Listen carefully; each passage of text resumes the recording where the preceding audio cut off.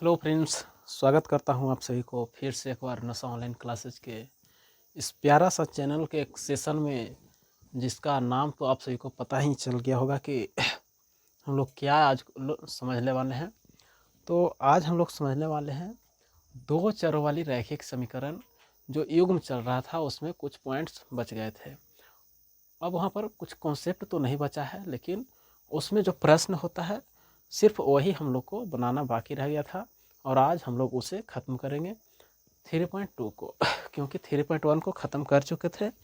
अब हम लोग 3.2 को ख़त्म करेंगे। तो चलिए आप लोग भी अपना बुक निकाल लीजिए। ऐसे तो यहाँ पर दिख रहा होगा, आप सभी को दिखेगा प्रश्न।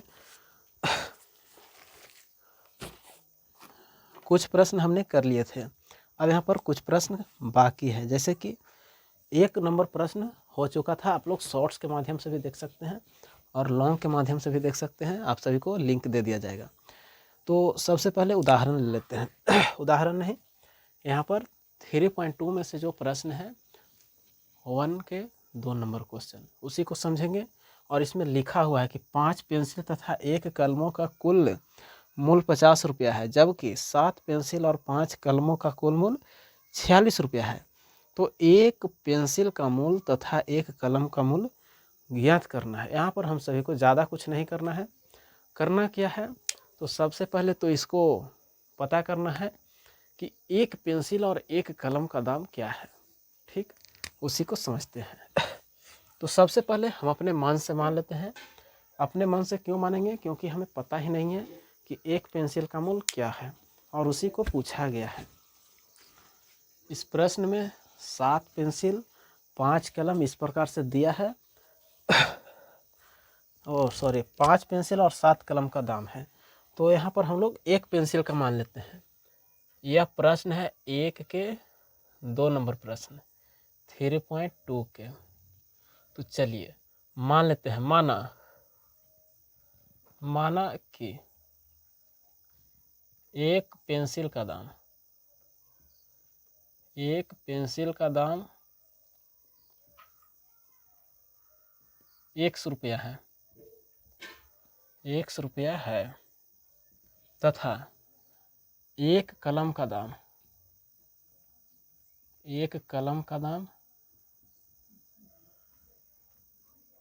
22 रुपया है। कितना है, तो 22 रुपया है। अब यहाँ पर हमने अपने मन से तो यहाँ पर मान लिया है कि 1 पेंसिल और 1 कलम का दाम इस प्रकार से हो सकता है, यानी कि कुछ 1 कलम का दाम होगा और कुछ 1 पेंसिल का दाम होगा। तो अब हम लोग प्रश्न से समझते हैं कि प्रश्न में क्या दिया गया है कि यहाँ पर 7 कलम लिया गया और 5 पेंसिल लिया गया, यानी कि प्रश्न से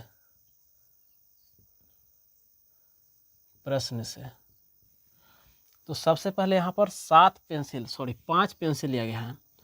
5 पेंसिल और प्लस में 7 कलम, और इन दोनों को खरीदे हैं। तो दाम कितना था, तो दाम था 50 रुपया। और यहाँ पर हम सभी के पास 1 कलम का दाम 100 रुपया है, 1 पेंसिल का दाम 100 रुपया है, और साथ ही 1 कलम का दाम 22 रुपया है। यहाँ पर पेंसिल के स्थान पर 100 रखना होगा। या तो हम लोग पेंसिल और कलम के हिसाब से भी चल सकते हैं, लेकिन अपने मन को संतुष्टि और स्थान कम घेरे, इस कारण से हम लोग शॉर्ट तरीका को अपनाते हैं।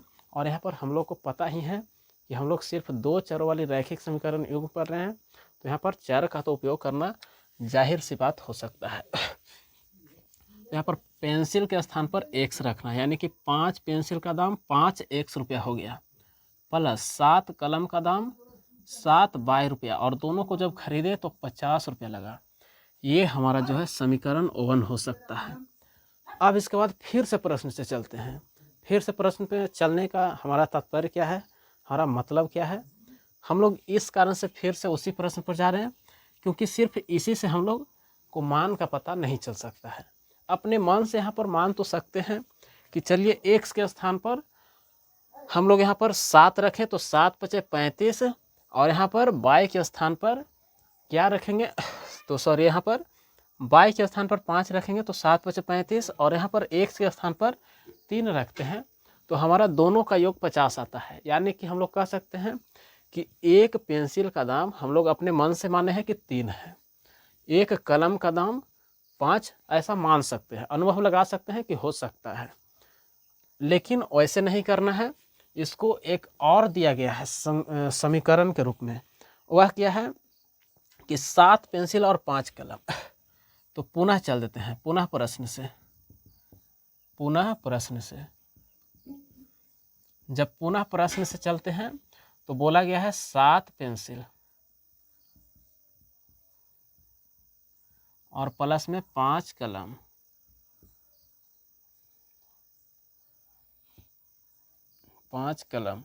और जब इतना पेंसिल और कलम खरीदे हैं तो हमें 46 रुपया देना हुआ है, यानी कि हमने 46 रुपया दिया है। फिर से वही प्रोसेस करना है कि एक कलम का दाम हमने माना था, एक पेंसिल का दाम 100 रुपया, यानी कि 7x, और प्लस में 5 कलम का दाम, एक कलम का दाम बाई, तो 5 कलम का दाम 5 बाई, दाम से संख्या में गुना करना है, बराबर में 46। यह समीकरण 2 हो गया। अब आप लोग बचपन से ही एक विधि पढ़ते आ रहे होंगे जिसको हम लोग कहते हैं या तो विलोपन विधि कह सकते हैं या तो प्रतिस्थापन विधि। तो प्रतिस्थापन विधि तो बहुत कम लोग समझ पाते हैं, ऐसे समझते हैं सभी लोग, ऐसा बात नहीं है कि नहीं समझते हैं, लेकिन ज़्यादातर हम लोग विलोपन विधि से बनाते हैं, जो कि आप सभी को बीजगणितीय विधि से जब बताएंगे तो ज़्यादा आप लोग समझ पाएंगे। यहाँ पर 3 तरीका से बनाना होता है, एक होता है प्रतिस्थापन, एक होता है यहाँ पर विलोपन विधि, यानी कि किसी एक मान को हम लोग छिपा लेते हैं, और एक होता है ब्रजगुणन विधि से। तो चलिए एक विधि को हम लोग यहाँ पर अपना लेते हैं और यहाँ पर किसी एक मान को बराबर करते हैं। तो चलिए अब सबसे पहले समीकरण दोनों को एक स्थान पर लिखते हैं। यहाँ पर कलर चेंज करना होगा, और कलर चेंज करने के लिए स्मार्ट बोर्ड नहीं है तो हम लोग मार्कर के सहायता से ही कलर को चेंज करते हैं। और समीकरण 1 में है 5x + 7y बराबर 50, ये समीकरण 1 है। और दूसरा समीकरण जो है 7x और प्लस में 5y है बराबर 46, ये समीकरण 2 हो गया। यहाँ पर लिखना होगा समीकरण 2। अब हम लोग बराबर किस प्रकार से करेंगे, तो बराबर अगर हम लोग y के मान को बराबर करेंगे तो नीचे जो समीकरण 1 में है वो y के स्थान वाला को समीकरण 2 में गुना करना होगा, और यहाँ पर जो y है समीकरण 2 में, उसके आगे जो गुणांक है उसको गुना करना है समीकरण 1 में, यानी कि इस प्रकार से। तो सबसे पहले लिख लेते हैं, ये 5 है, इसको गुना करना है ऊपर में, और ये 7 है, इसको गुना करना है नीचे में, यानी कि हमारा इस प्रकार से होगा। अब यहाँ पर दोनों ऊपर में भी और नीचे में भी, ऊपर में भी और नीचे में भी कहाँ पर ध्यान देना है, जिस मान को हम लोग बराबर कर रहे हैं, जिस मान को हम लोग बराबर कर रहे हैं उसके आगे देखना है कि सामने उसका चिन्ह क्या है, माइनस चिन्ह है या प्लस चिन्ह है। तो यहाँ पर देखें तो प्लस है, ऊपर में भी प्लस और नीचे में भी प्लस, और जब प्लस प्लस रहता है तो हाँ हम लोग अपने मन से घटाने का काम करते हैं, घटाने का, यानी कि यहाँ पर अपने मन से माइनस का चिन्ह लगाकर घटाएंगे और आगे का प्रक्रिया जारी करेंगे। तो यहाँ पर 5 से गुना किए हैं, 7 से गुना किए हैं, तो लिखना होगा, क्या लिखना होगा कि समीकरण 1 में, कलर को फिर से चेंज करना होगा, समीकरण 1 में 5 से तथा समीकरण 2 में 7 से गुना करके घटाने पर, गुना करके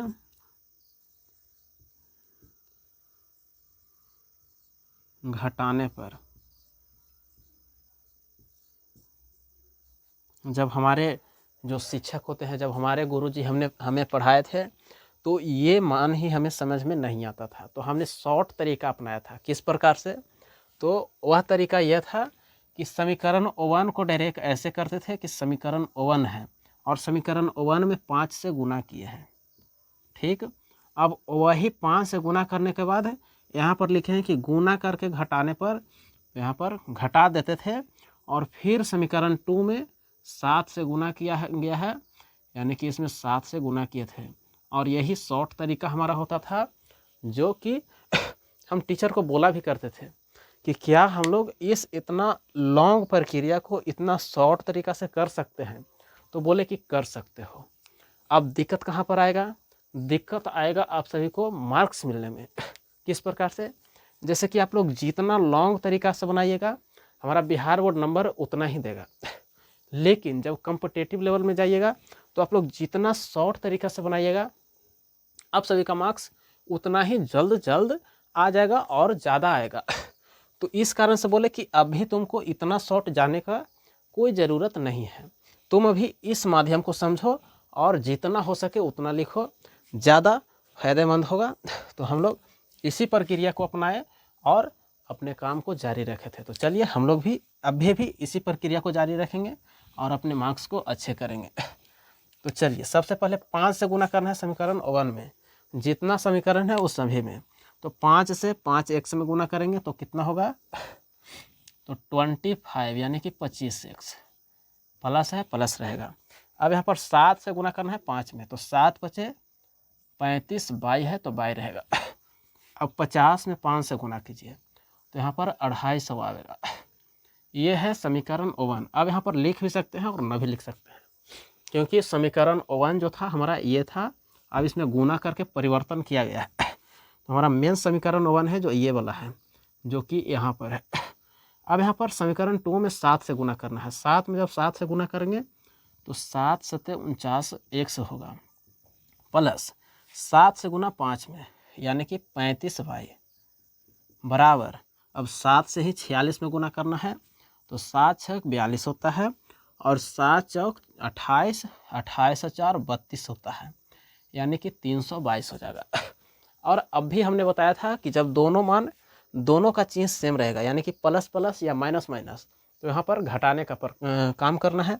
और यहाँ पर लिख भी दिए हैं कि दोनों को घटाने पर, तो यहाँ पर चिन्ह हो जाएगा माइनस, चिन्ह होगा माइनस, चिन्ह होगा माइनस। अब यहाँ पर देखिए, यहाँ पर 35 बाई दोनों सेम है तो ये क्रॉस हो जाएगा। क्रॉस क्यों हो जाएगा, क्योंकि किसी भी संख्या में से यदि हम मान के चले कि हमारा संख्या 5 है और 5 में से 5 को घटा देते हैं तो कितना बचेगा, तो उसका मान कुछ भी नहीं रहेगा और उसका अस्तित्व खत्म हो जाएगा, यानी कि 0 आएगा। तो ये वहाँ पर 0 हो जाएगा। अब यहाँ पर माइनस है तो माइनस रहेगा। 49 में से 25 को घटाना है, 49 में से जब 25 को घटाएंगे तो माइनस में 24x आ जाएगा बराबर। अब यहाँ पर 322 में से 250 को घटाना है, 322 में से 250 को घटाना है। जब घटाएंगे तो 2 आएगा, यहाँ पर 12 में से 5 घटाएंगे तो 7 आएगा, 2 में से 2 खत्म, यानी कि माइनस में 72 आएगा। अब इसके बाद क्या करना है, तो यहाँ पर देखिए अब हमारा जो काम है वह संपन्न हो गया है। यहाँ पर माइनस है, यहाँ पर भी माइनस है, माइनस से प्लस हो जाएगा दोनों कट कर, यानी कि माइनस माइनस का अस्तित्व खत्म। 24 से ये कट जाता है कितना बार में, तो 3 बार में, यानी कि हमारा x का मान कितना आया है, तो वह 3 आया है। तो अब यहाँ पर से हम लोग समीकरण 1 दोनों समीकरण की सहायता से x का मान प्राप्त कर लिए हैं। अब इसके बाद क्या करना है, तो समीकरण के सहायता से ही y का मान ज्ञात करना है। तो समीकरण 1 में या तो समीकरण 2 में, दोनों में से किसी में भी हम लोग x का मान रख देंगे तो हमारा y का मान आसानी से आ जाएगा। तो यहाँ पर लिखते हैं, क्या लिखते हैं, समीकरण 1 है उसमें x का मान रखने पर, समीकरण 1 में x का मान रखने पर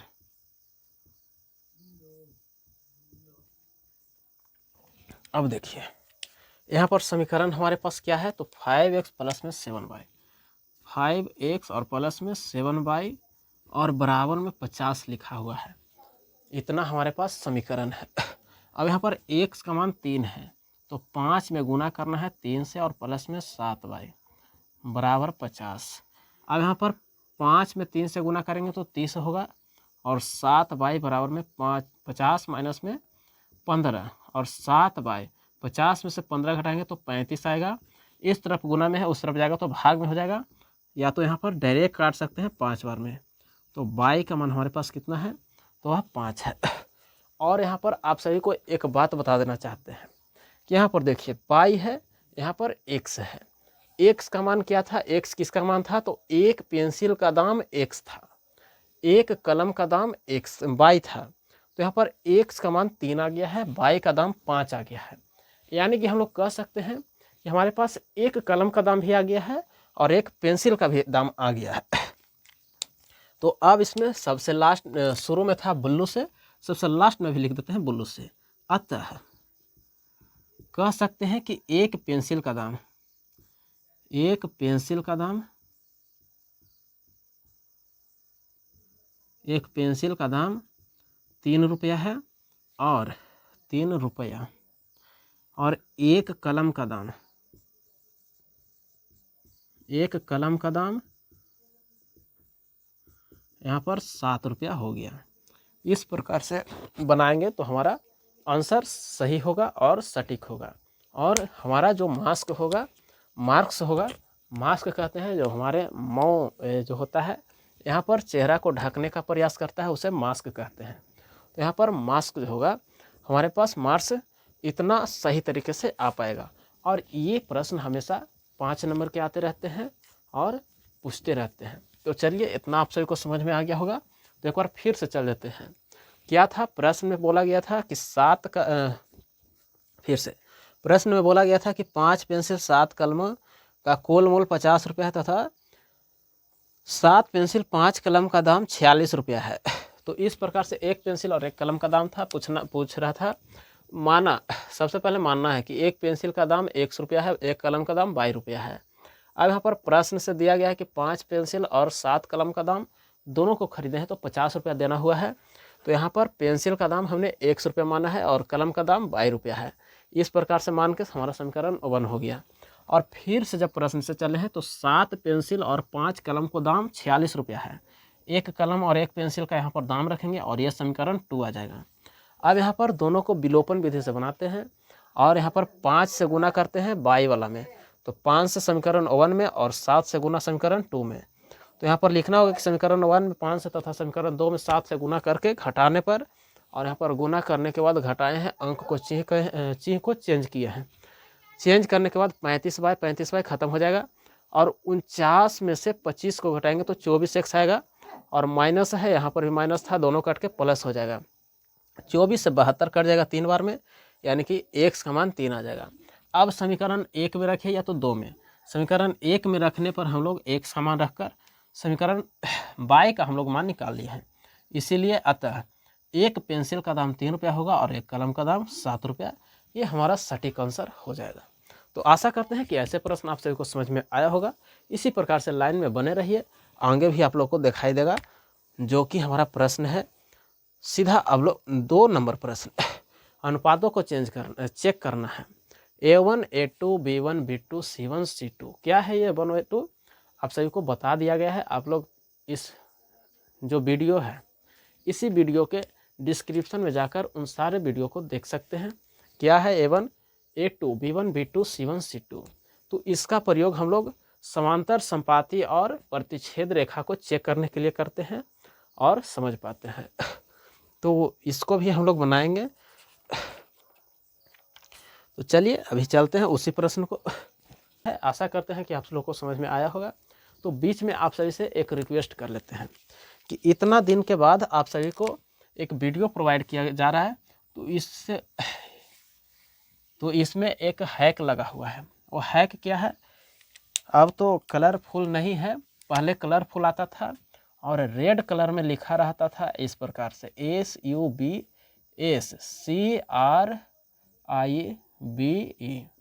इसको कहते हैं सब्सक्राइब।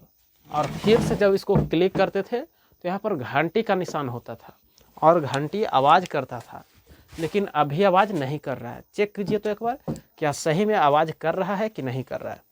तो जल्दी से चेक करके और कमेंट करके बताइए कि आवाज़ किया कि नहीं किया। और बस मिलते हैं अगले वीडियो में। आज के लिए बस इतना ही। धन्यवाद।